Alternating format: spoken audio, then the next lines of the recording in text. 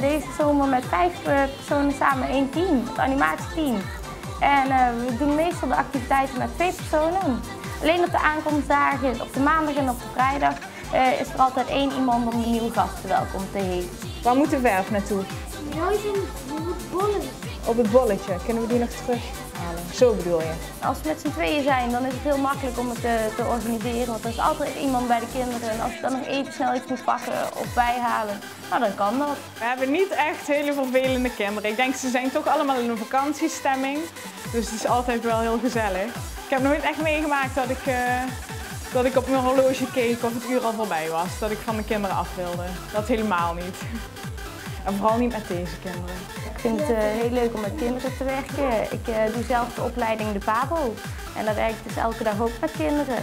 Ik geef les in groep 3.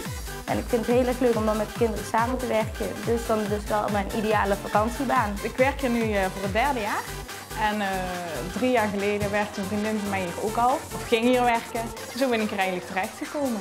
Het schilderijtje dan thuis ophangen. Met een foto erin. Bij je bed. Of waar wil je hem gaan ophangen? In mijn bed. Oh, bij je bed. Het is 's avonds altijd leuk even nog kijken. Het is een park wat zich erg leent voor gezinnen met jonge kinderen. De ouders willen af en toe ook wel eens even wat rust en tijd voor hunzelf. De kinderen kunnen ze naar de animatie brengen, daar worden ze geëntertained. En de ouders kunnen in de tussentijd even boodschappen doen of lekker even in de tuin een boekje of een krantje lezen.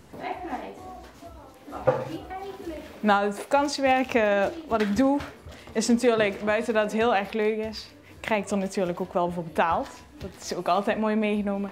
Het is geen vetpot, zoals we dat zo mooi zeggen. Maar ik vind het voornamelijk gewoon heel leuk om te doen. En dat is voor mij al een hele grote beloning, vind ik. Het is op de eerste plaats natuurlijk een prachtige omgeving om in te werken. We hebben een ontzettend leuk team bij elkaar met hele leuke mensen die het onderling goed met elkaar kunnen vinden. En dat is natuurlijk al de basis van een leuke werksfeer. Daarnaast de mensen die hier komen op vakantie, zijn ook allemaal vrolijk en opgewekt. En ja, al die ingrediënten samen maakt het tot een hele leuke werkplek. Deze heb ik al vaker gezien. Ik zie het de laatste deel vaak. Ja, elke dag, hè? Ja. En haar zie ik voor de 2 keer. Ik vind het bowlen leuk. En het zwembad.